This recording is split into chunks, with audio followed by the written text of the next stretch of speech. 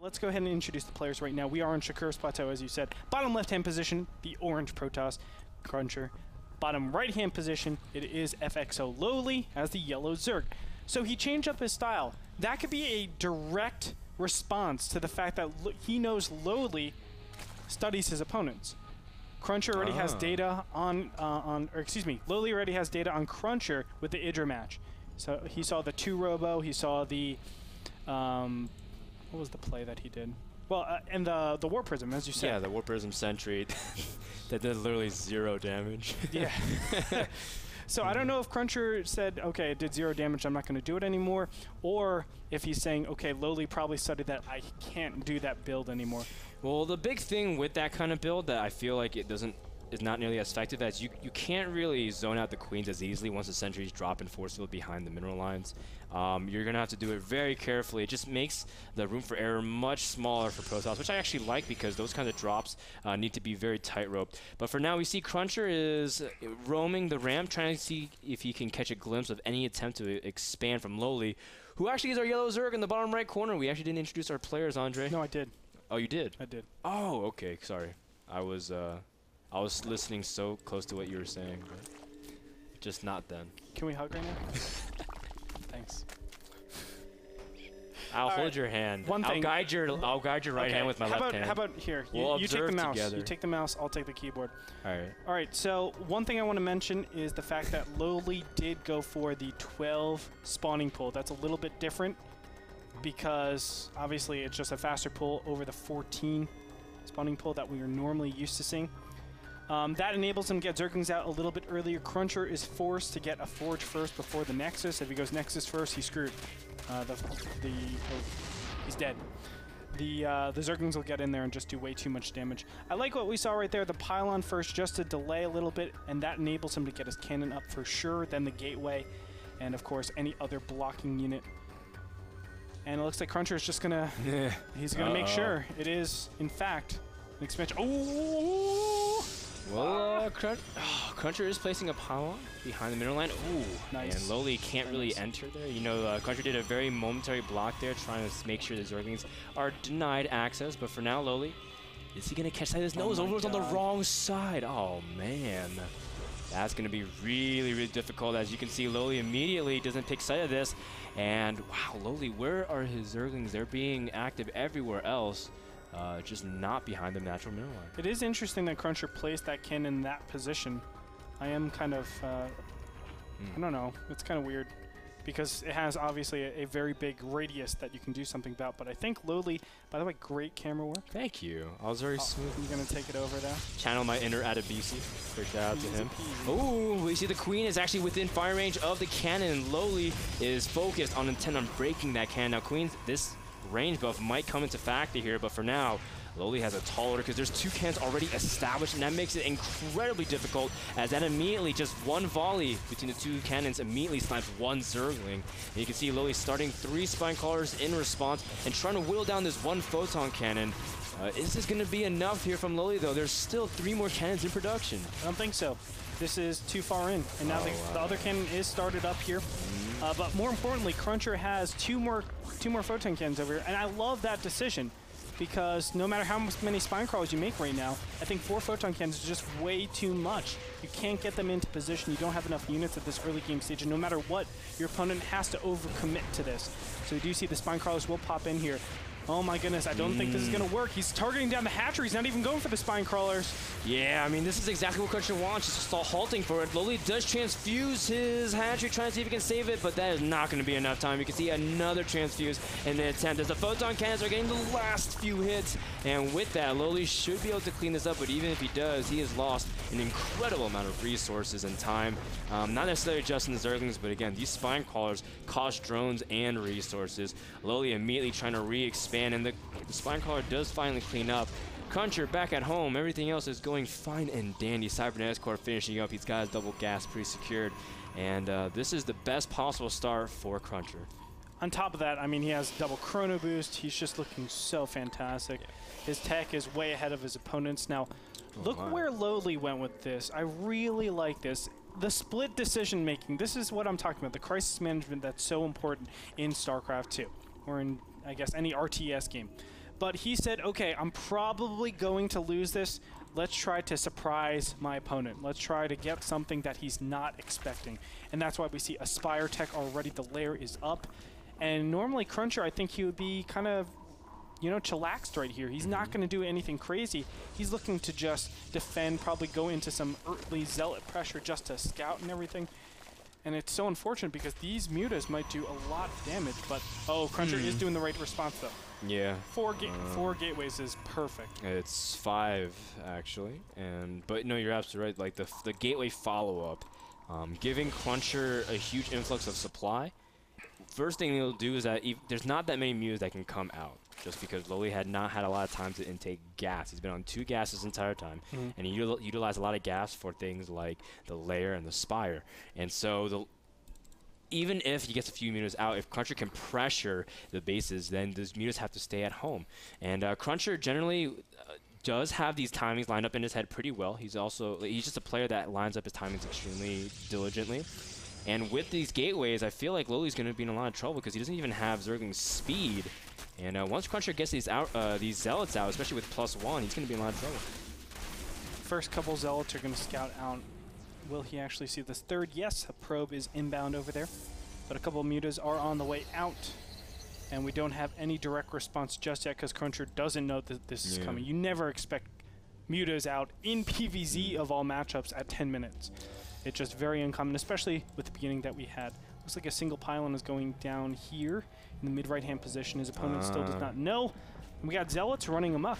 Yeah, they're going to go to the third base because LoWeLy just didn't have anything defending whatsoever. So another sunk cost there from LoWeLy. He's in full unit production also, so CrunCher would actually be best to simply snipe the third and fall back. And you can see he's already teching. He's gotten his main base actually in complete peril. His mutas are working onto the probes. I was like completely flabbergasted at the fact that LoWeLy only has 5 mutas. And that's not going to really be enough. LoWeLy is losing them as well, not really paying too much attention to them, as he realizes that he can't really do too much damage. A significant amount of probes have been killed, though. 20 probes, Rodan. Oh, wow. The Harvester count is 27 to 34 in favor of LoWeLy at this point. Very well done, with only 5 mutas. Now, from here, I think you should back up and not try not to lose these, because I think if he just transfuses, he'll be good to go. But look at this, top left-hand position, we have a ninja expansion. This is pretty cool because his opponent, or excuse me, LoWeLy knows that he is behind, so he needs to say, how can I get back into this? Let me do a ninja expansion and try to get my economic boost from here. Yeah, and you can see CrunCher still just threatening the expansion. His Zealots just poke in and out. You can see he's trying to be very, very diligent with his defense, making sure Stalkers are everywhere, shut down any kind of mutas. But LoWeLy's not in any kind of production for mutas. He's simply trying to drone back up because he too is pretty low econ. 40 drones on 2 base. 12 minutes in the game. This game has been very low econ across the board. You can see CrunCher's first high Templars are coming in, making sure that he can also be impervious to any kind of follow-ups to mutas. But I like this also. CrunCher's making Archons directly, and so he's going to have a very intimidating force, especially against muta lane. One thing I want to mention really quickly that I see in lower leagues that we're not seeing in this game is no cannons, and that's perfect. Now let's go over this really quickly. Normally, when you see mutas, you're like, oh, I need cannons desperately because I need to defend against them in case they come and do a ton of damage.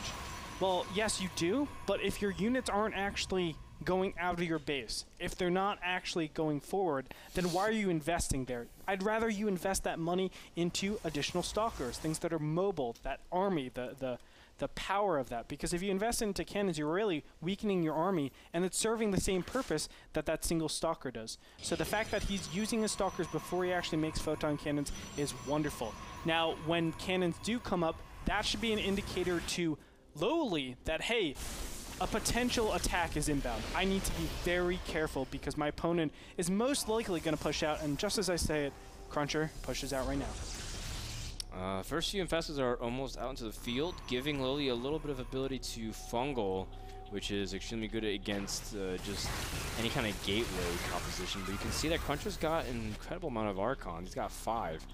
And that's going to be really hard for any kind of Zerglings and Infestors to directly confront. He's going to have to really fall back and hope that CrunCher kind of blindly attacks into these Spine Crawlers. We can see that even during this entire time, LoWeLy, he doesn't have that much life. He's got 12 Lings and 4 Infestors. A few Lings just popped out as well, but he's going to need a lot to hold off this onslaught of Protoss units. I think he won't attack from here. CrunCher should just do exactly what he's doing right now. Scout out for a third base. He sees no third base, and he's going to collapse backwards. There's no reason to push in because his opponent is going for some sort of 2-base, you know, tech, defense, whatever it might be. He's invested everything into his army. Of course, we know that to be different, but CrunCher thinks that because the top left-hand corner, it is taken.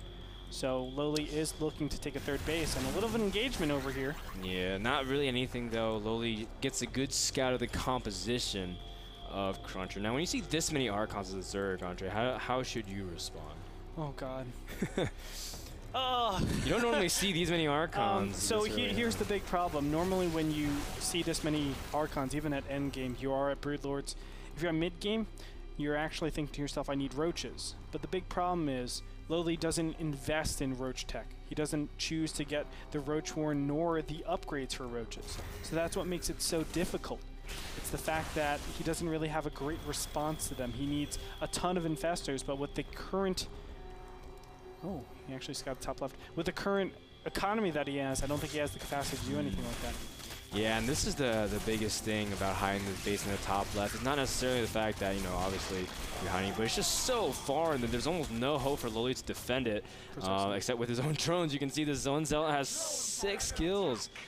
Before he gave up his life for Iron. You can see that LoWeLy is trying to re-expand to the top right now after taking out another proxy pylon. So CrunCher, he's extending his presence everywhere. We see 12 Banelings in production from LoWeLy, and that's actually pretty interesting. Banelings against Archons. They don't do too well. Oh man! When I first played Zerg, I remember just saying Banelings are the most OP things in the world. This is 2010, of course. I was like, Banelings are the most OP things in the world. I send like 30 Banelings in, 1 Archon kills all of them. I'm like, what is going on? Not actually, but you know what I mean. Yeah, like one Archon is accredited for absorbing all the blows, and I mean just because Archons. They don't really have that much traits on them. They got Psionic and Massive, so there's not that much bonus unless you're sniping them, I suppose. But we do see the Zerglings getting a good scout of what CrunCher is. Now he does see he does have an Immortal also in the mix, and CrunCher is really just trying to sit back, get his third. Very typical of CrunCher. Yeah. But where do you go from here if you're CrunCher? Because he's clearly not going for Colossus anytime soon. Is he gearing up for a huge time? Is he just sitting back trying to max? But is this the right composition he wants right now? Okay, so if I'm CrunCher in this point, I know you're going Zergling Infestor. What is the natural response directly after that when you are Zerg? Well, you're on 2 base, so I know your gas isn't that extreme. You can't go all over the place, so I can expect Zerglings and Infestors for now. And you'll probably tech to either Ultras or Broodlords. Broodlords is probably the more common thing. Greater Spire is on the way as we speak. But from here, I like where he's going. The Colossus is correct in my opinion. You want to get Colossus just to deal with the Banelings, Zerglings, etc. You know, you want to limit your opponent as much as possible with all the upgrades they've been investing. I was just curious because it's delayed Colossus, really delayed Colossus. You can see it's almost 20 minutes. Yeah, and that's okay. You only need like 1 or 2 though. You don't need a ton. That's the thing. Normally you have 3 or 4 just to deal with roaches, hydras, roaches, infestors, etc. They'll deal with Zergling Infestor pretty efficiently. After that, obviously you want to be working towards a little bit more Stalkers and your Mothership. I think right now he should stop with the Archons because it's a little excessive at this point. Just relax on... No, you got to relax on that because if you get fungal to death, there's no way you can actually aggress up onto Broodlord. So start getting a couple of Stalkers, get your Mothership, get your Colossus. Those are the 3 things. Know that you have better economy than your opponent and just develop faster than your opponent and you're good to go. See Blink and a slew of upgrades starting for Protoss, trying to see, of course, if you can get that Mothership up. First, the Broodlords are on the way for LoWeLy. Now, LoWeLy's been relatively on 2 base for lack of a better word. He hasn't really been able to do much. And you see his supply is incredibly low, mainly because he just has no real economy behind. He's got 40 workers, and he's got 1 mining base. And you can see that CrunCher has all the information in the world. He sees the Greater Spire, saw the hives, saw the Broodlords already finished. And so that's going to be a little bit discouraging, but it's just going to mean that CrunCher sees that the army's not even that large. And so I think CrunCher feels like he's in a really good position. All he has to do is wait for these upgrades in the mothership, and he's good to go. That's exactly right. Just wait, wait, wait. Because your opponent actually can't attack into you. This amount of Broodlords, it doesn't do that well. Just Stalkers straight up are able to deal with it pretty effectively. So we know that LoWeLy is on, what is that, 4 gases still? I'm sure his gases will actually mine out pretty soon. Yeah, you can see 500 on this one, 700 on the other one. So at this point, CrunCher knows he's developing, you know, just about 50% faster than his opponent. Just chill. Don't do anything. C'est la vie, man. Yeah, just relax. Don't attack. Don't do it when you want to go through it. And you see CrunCher is, again, he has everything he wants. He's got +3. And when the mothership comes, he might wait for Vortex Energy still. But I like this also, the incorporation of late game War Prism. We were talking about this with Sase the other night. He was saying that War Prisms are just mandatory in almost every matchup late game. Yes. Just because you have so much option. You need to snipe the Greater Spire if you can, and just utilize. You can see that despite the fact that CrunCher doesn't have that much minerals compared to gas, the idea is you always will have excessive minerals late game as Protoss, because everything you're going for is gas. Archons, the mothership, Colossus, and even Stalkers to an extent. And so CrunCher is just going to continue to sit back. LoWeLy, does he have the time he can get it? He's still struggling just to get his economy up. He's grabbing gas number 5 and 6. But yeah, just like you said, his main gases are starting to run out, so he still has to focus on his 4th expansion. And you can see he's trying to double gas there as well. Well, LoWeLy's objective is right now is to consolidate his army. He actually wants to take that open ground as fast as possible, but it is pretty tough to do that. Meantime, there is this drop over here. Zealots are going to come in and try to do a little bit of damage with infested Terrans, Zerglings, and Infestors will go ahead and receive them pretty effectively. But take this open area, put all your Spine Crawlers right there, and start to, you know, congregate all your units. You need your Broodlords all together if you want to combat the might of the Protoss ball. Right now, CrunCher is going to move out. If he takes that middle position, he'll be in a fantastic position. I mean, it will be just an insurmountable win because his opponent is spread out really, really badly. All CrunCher has to do is exercise his advantage on one of the sides. It forces the other side to attack, move into it, and you can do a very easy vortex and just clamp down on everything. LoWeLy does move out with the Changeling, trying to see if he can find the army. Yep, he sees it, sees the mothership, and that can't make it feel too good. Now, the big thing that could come to play is LoWeLy does have Neuroparasite on his Infestors. He could latch hold to the mothership, maybe even some of the critical units, and force CrunCher to make a decision. Maybe some of his units even target fire directly back, but that could throw a wrench into things. We see Demaga do that against Hero, using the mothership vortex against the Protoss.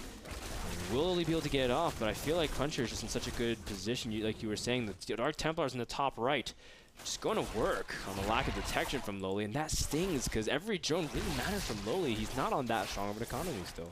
Yeah, and you're nerfing the amount of gas he has too. The main, as we said, just about to mine out. So he's back to 2 base gas again. Yeah, and his natural pretty much mine out soon as well. Oh, and over at the main, he's trying to snipe the Greater Spire, which has +1 armor finish, which is actually very critical to keep those Broodlords alive much longer. And LoWeLy being caught without supply, that's definitely stinging. Now he's making Oversteers pop all over the place, but CrunCher's done enough here, and that might initiate him to move forward. You can see his mothership almost got enough energy for 2 vortexes. This is looking very ugly for our Belarusian Zerg player. Now, that is clearly the trigger. When your Greater Spire dies, and your when your opponent's Greater Spire dies, you just say, let's start engaging right now. I want to trade, because I know for a fact, after the trade, if you live through that somehow, you will not be able to reproduce in Broodlords. So what can you actually produce effectively to deal with the Protoss ball? There's Colossus in here, there's Archons, there's Stalkers. This is looking so overwhelming. CrunCher has just geared up for the perfect push. Yeah. And I don't think LoWeLy can really do anything from here. And the bank of CrunCher is what's so intimidating, especially because you can remake so much of this ball almost instantaneously. You can see CrunCher trying to be very diligent, clean up the creep tumors before he moves out. But even with these Banelings here and Archons in front, can CrunCher really break through? He does have the Mothership ready to Vortex twice, if need be. The Banelings immediately crashing onto the Archons, but again, to no much avail. You can see CrunCher setting up his Archons also in the flank just in case. And the Vortex onto the Broodlords, just adding icing to the cake. Anything that comes in the near vicinity just evaporating in front of the Protoss might. CrunCher lands a second Vortex on some of the Infestors. And with great positioning, CrunCher should be able to clean everything up here. Yeah, those are the Infestors. Now think if LoWeLy had all of his units together in this middle area with his Spine Crawlers there. It would be so much more, nope. It would be so much better for him. Just because he would be able to attack with all of his army instead of half of his army. This is just an overwhelming advantage for CrunCher positionally. Right. And off of that, it's like, it doesn't matter how well you macroed or how well you're able to get units up.